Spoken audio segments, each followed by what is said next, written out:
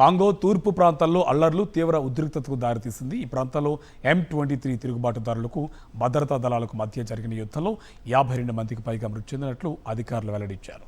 ఈ అల్లర్లకు తిరుగుబాటుదారులే కారణమంటూ అధికారులు ఆరోపించారు. కాంగోలో తిరుగుబాటుదారులు మరింత రెచ్చిపోయే అవకాశం ఉండడంతో అధికారులు ఆర్మీని మోహరించింది. కాంగో M23 తిరుగుబాటుదారుల మధ్య దశాబ్దాలుగా కొనసాగుతున్న వివాదం జనవరిలో తీవ్రమైంది.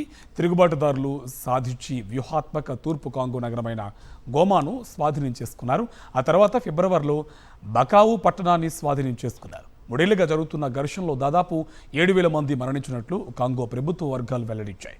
ఇప్పటికే ప్రపంచంలోని అతిపెద్ద మానవతా సంక్షోభాల్లో ఒకటిగా ఉన్న దీనిని మరింత దిగజారడంతో దాదాపు 7 మిలియన్ల మంది నిరాశ్రయులయ్యారు. సుమారు 20 లక్షలకు మందికి పైగా వలసలు వెళ్లారు.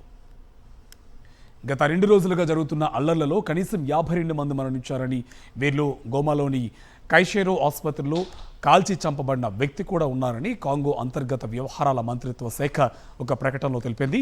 ఈ దాడికి M23 కారణమని ఆరోపించింది. M23 ప్రతినిధి లారెన్స్ కన్యాను ఈ దాడులకు కాంగో దళాలు వారి మిత్రదేశాలను నిందిస్తూ ఒక ప్రకటన విడుదల చేశారు. స్థానిక మిలిషియాలు, దక్షిణాఫ్రికా దళాలతో కాంగో ఉమ్మడి కార్యకలాపాలు ఈ ప్రాంతంలో పౌరుల స్థిరత్వం, భద్రతకు ప్రత్యక్షంగా ముప్పు కలిగిస్తున్నాయని కన్యూకా అన్నారు.